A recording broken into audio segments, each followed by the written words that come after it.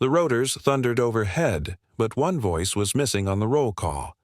The night was painted in ash-gray shadows. Sergeant Elias Kane, call sign Longshot, felt the press of silence between every bootstep. His M2010 sniper rifle hugged his shoulder, the weight familiar, grounding. Ahead, Captain Dana Rhodes, Falcon, signaled with 2 fingers, advance slow, eyes sharp. The squad shifted like ghosts through rubble and fractured alleys. Private Jason Miller, Cherry, trailed near the rear. His helmet slid low, almost covering his freckled eyes. The rookie tried to keep pace, breathing too fast, gripping his M4 like a lifeline. Kane caught him in the green wash of night vision. The boy looked small against the ruins, but his jaw was set. That, at least, was something. Ruiz, call sign Ghost, murmured into comms that the road east was clear. Nothing ever stayed clear for long. The first sign of trouble came in the low thump of mortars miles away, a sound that rattled dust loose from cracked ceilings. Then came the hiss of rounds snapping past. Rhodes barked into comms, "Contact right, push to extraction." Boots pounded broken pavement, the squad sprinting toward the waiting bird already circling low. Rotor wash whipped grit into their eyes, the silhouette of the Blackhawk framed against distant flares. Tracers clawed at the sky. Miller stumbled, caught himself, and tried to close the gap. Chaos swallowed order. Kane covered angles, squeezing measured shots, each report muted through his suppressor. Ruiz called out targets, his voice clipped but steady. The squad broke into the open, sprinting across rubble as the helicopter lowered, straining against incoming fire. Men scrambled onto the skids, pulled aboard by outstretched hands. Kane shoved Miller forward, except Miller wasn't there. In the push, in the blast and smoke, the rookie had vanished. The detonation was sharp and close, a tripwire mine hidden in the debris. It slammed Miller against a collapsed wall, burying him under stone and dust. His M4 clattered from his grip. He tried to shout, but the roar of the rotors drowned him out. By the time he sucked in a ragged breath, the squad was already pulling out. He was alone, pinned under rubble, ears ringing, blood running warm down his leg. Kane counted heads on instinct, heart pounding. He scanned the bay of the helicopter, eyes narrowing. "Falcon, this is Longshot. Tally 2 mics unaccounted," he called into comms, voice like steel. Static crackled back, then Rhodes's clipped response. "Negative Longshot, all counted. We're lifting." Kane's gut twisted. He knew who was missing. Through the crackle, faint as a dying ember, came a whisper on the net. "I'm hit. I'm still here." Kane froze, recognizing the rookie's voice. Cherry wasn't gone. He was down there, still fighting to breathe. The bird clawed skyward, tilting away from the burning village. Orders rang clear over the channel. "Longshot, stand down. We cannot return." But Kane's eyes stayed fixed on the shadows below, the ruins lit by muzzle flash and moonlight. A rookie was alive, and they were leaving him. Kane's jaw clenched. He remembered too many nights when men had gone silent, too many names folded into reports. He looked across at Ruiz, who caught his stare and shook his head. Not again, Kane thought. Not this one. His pulse slowed, his breathing steady, the way it always did before he pulled a trigger. Every instinct in him screamed against the order. Below, Miller pressed his trembling hands against his thigh wound, dirt grinding into raw flesh. He fought to lift his radio again. "Cherry to anyone. Please, don't leave me." The silence afterward was heavier than the rubble pinning him. He thought of his family, of the pride in his mother's voice when he shipped out. He thought of how quickly that pride would collapse into grief. Tears burned, but he swallowed them down. He wasn't ready to be a ghost. Kane adjusted his headset, ignoring the rising chatter of command. The village spread beneath them, collapsed walls like broken chess pieces. He imagined Miller trapped in one of those dark corners, surrounded by enemies closing in. His fingers tapped the stock of his rifle. He'd seen fear in the rookie's eyes before, but not surrender. Miller still had fight in him. Kane wasn't going to let that fire die. The bird banked hard, throwing Kane against his harness. He closed his eyes, listening. The distant mortar thumped again. His heartbeat matched the rhythm. Orders or not, protocol or not, something in him had already decided. Longshot had made a career out of patience, precision, cold calculation. But tonight wasn't about numbers. Tonight was about one voice on the radio that refused to be silenced. Kane opened his eyes and leaned forward, staring into the dark horizon. His decision pressed against his chest like the rifle he'd carried half his life. The squad might think the mission was over.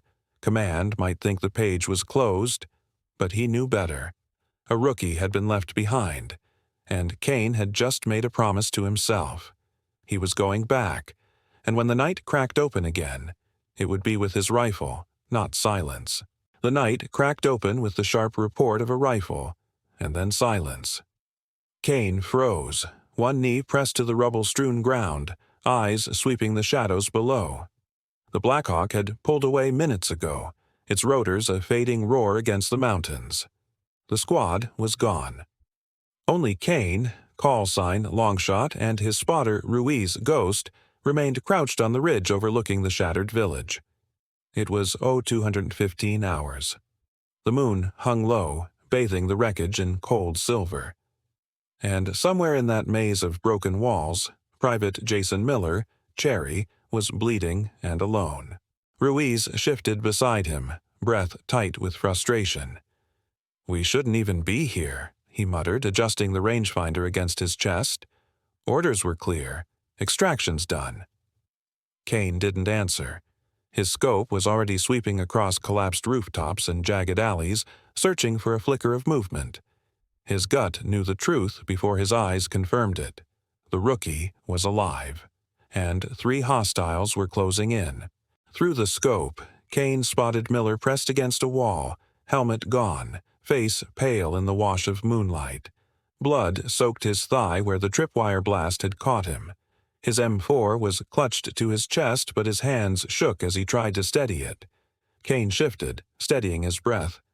At 450 meters, the scene unfolded in slow detail. 3 figures, rifles low, moved toward the rookie. They hadn't seen him yet, but they would in seconds. "This is Longshot," he keyed into comms, voice low and controlled.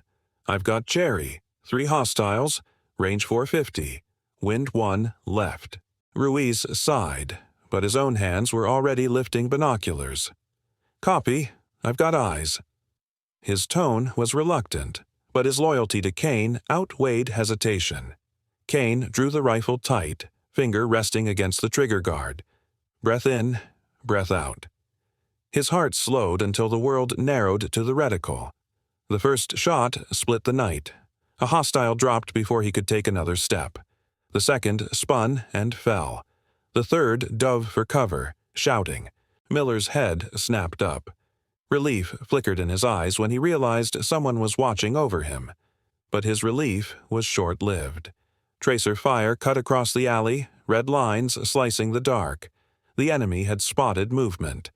Kane adjusted, squeezing off another round, pushing them back. Miller fumbled with his kit, trying to tighten the tourniquet on his leg. It slipped, blood pulsing through the cloth. He hissed in pain, fumbling again, teeth gritted.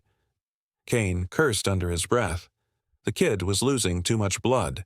A sudden flash lit the far rooftop, searing white against the night vision. Kane's instincts screamed. He rolled aside just as a round cracked into the stone where his head had been. Dust sprayed across his cheek. "Sniper!" Ruiz spat. "East rooftop." The game had changed. Kane pressed back against the wall, mind racing. Someone out there had glass on him, skilled enough to nearly end it with one shot. Kane adjusted the scope, scanning for the faint glint of optics. Nothing. The bastard was good, patient, hidden, waiting. Another round pinged close, forcing Kane to duck lower. Ruiz shifted to cover, gritting his teeth. "We can't sit here. That guy has us pinned." "We don't move," Kane answered, voice steady despite the danger. "We make him blink first." His eyes swept back toward Miller, who was now trying to drag himself deeper into the rubble, every movement slow, agonized. His rifle clattered against the stones. He was exposed. Kane raised comms. "Falcon, this is Longshot. Cherry is still alive, engaged with enemy forces." Falcon's reply was swift, firm. "Longshot, you're out of position. Return to base. Do not engage." Kane's jaw tightened. He stared through the scope, watching Miller bleed into the dirt. Return to base? He wanted to laugh. If he left now, Cherry was gone. Dead before sunrise. Kane toggled the comm again, voice cutting hard into the static. "I've got Cherry." Not leaving him here. Before Ruiz could respond, the enemy sniper struck again. A shot cracked against their wall, chipping stone inches from Ruiz's shoulder. Ruiz flinched, ducking low. Another burst of fire forced them tighter into cover. "He's bracketing us," Ruiz hissed. Kane looked over and saw the blood soaking Ruiz's sleeve. The last round had grazed him, carving a line through muscle. Ruiz tried to wave it off, but his face betrayed the pain. "You're hit," Kane said. "It's nothing," Ruiz muttered, clutching his shoulder. "Just slows me down." He tried to raise the rangefinder again, but his arm shook too hard. Kane steadied him, lowering the device. The truth was simple. Ruiz couldn't keep spotting. Kane would be alone in Overwatch now. For a moment, the weight of it pressed down hard. Alone against another sniper. Alone with a rookie bleeding out in the dark. The rational voice in his head whispered he should cut losses, retreat, save Ruiz, follow orders. But Kane had never been guided by rational voices. He was guided by the memory of men left behind, their names etched into silence. He wasn't letting Cherry join them. Kane eased back behind the rifle, sight fixed on the alley. Miller was slumped now, trying to chamber around but fumbling with weak fingers. The tourniquet slipped again, blood spreading wider. Kane whispered under his breath, steadying his focus. "Hold on, kid. Just hold on." The scope flickered as a faint shadow shifted on the rooftop. The rival sniper was moving, changing angle. Kane tracked the motion, heart slowing, finger tightening. He exhaled, let the world narrow, and fired. The shot missed. Too clean, too fast. The enemy snapped back with a flash that forced Kane flat to the ground, dust filling his lungs. Miller gasped into comms, voice trembling. "This is Cherry. Anybody? Please, I can't." His words broke, static chewing the rest.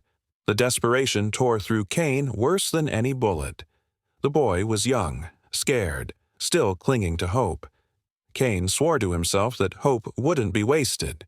He rolled back into position, calm returning like steel. The duel was far from finished, but Kane was resolved.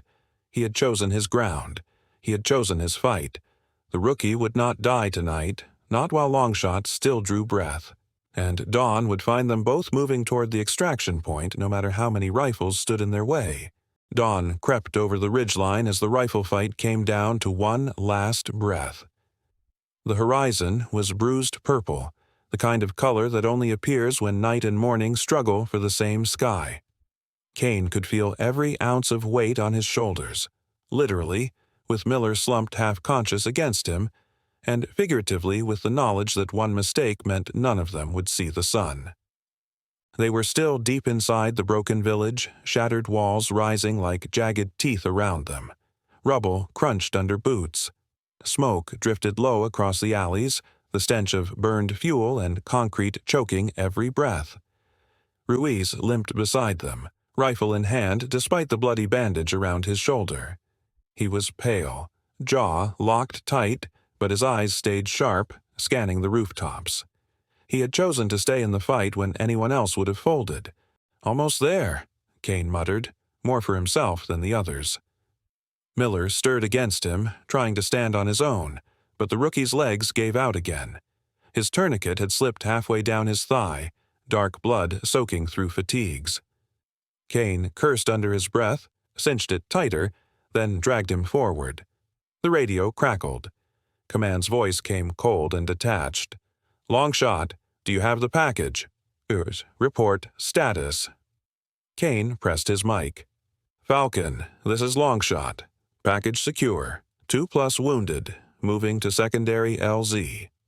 His words carried more grit than hope. They cut through a narrow alley when Ruiz froze. "Glass," he hissed. He'd spotted it, the faint glint of a scope reflecting first light from a shattered window frame 2 buildings away.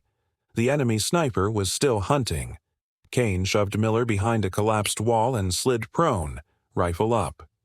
The air felt like it had been vacuumed out of his lungs. He dialed elevation, adjusted for the wind that funneled down the alley. Rangefinder pinged. 600 meters. A long shot, even for him, especially after a night already stretched past endurance. "Range 600, he whispered. "Wind 1 left." Ruiz nodded, covering their flank, his injured arm trembling under the weight of the rifle. He couldn't take this fight. It was Kane's alone. Through the scope, the world shifted to shades of green. The reticle steadied on a sliver of cheekbone. The shadow of a rifle barrel angled their way. The enemy sniper was good, disciplined, patient, waiting for them to make the first move. A tracer lanced down the alley, inches from Ruiz's head. He flinched, rolled into cover, biting back a groan. The duel had begun. Kane forced himself to stillness, each breath measured, each heartbeat echoing in his ears. He exhaled, squeezed, then jerked back as a white muzzle flash erupted opposite him. The countershot cracked the edge of stone an inch from his temple, showering grit across his cheek. Miller cried out, "Sergeant!" His voice was weak but urgent. Kane risked a glance. The rookie was fading, lips blue, hands trembling. Blood loss was winning. Time wasn't on their side. "Stay with me, Cherry," Kane said, steady but firm. "You're not done." He crawled higher up the rubble, seeking a clearer angle. The sniper was smart, constantly shifting between shadow and wreckage. Kane could only win by patience or by baiting him out. He chose patience, even as minutes bled like hours. The sun inched higher. Shadows shortened. Kane finally saw it, the tiniest flicker of movement, a mistake born of overconfidence. His finger curled on the trigger, lungs emptied. He became nothing but stillness and steel. The shot broke the morning. Silence followed. Then a body slumped from the shattered window frame. Kane didn't exhale until the echo died. "Target down," he whispered, voice hoarse. Relief crashed into him like a wave, but he couldn't savor it. Not yet. He slung Miller across his shoulders, nodding to Ruiz. Together they staggered toward the clearing beyond the last row of ruins. The thump of rotor blades built in the distance. The sound grew from a rumor into salvation. A Blackhawk crested the ridge, sunlight catching its skids as it banked low. Dust spiraled, stinging eyes, but Kane pushed through, waving smoke to mark their position. "Falcon, this is Longshot," he called over comms. "Package secure. 2+ wounded. Request immediate lift." The bird flared, settling onto broken earth. Ruiz climbed aboard with help from the crew chief, nearly collapsing once inside. Kane hauled Miller up next. The rookie's eyes fluttered open. He gripped Kane's bloodied glove with surprising strength. "Thank you, Sergeant," Miller whispered, voice shaking but clear. "I won't waste this second chance." Kane gave him a nod, no words needed. The helicopter lifted, skids tearing free of the ground. The battlefield shrank beneath them, washed in the light of dawn. For the first time that night, Kane let himself breathe fully. But the war was far from over, and he knew this was only the beginning of trials yet to come.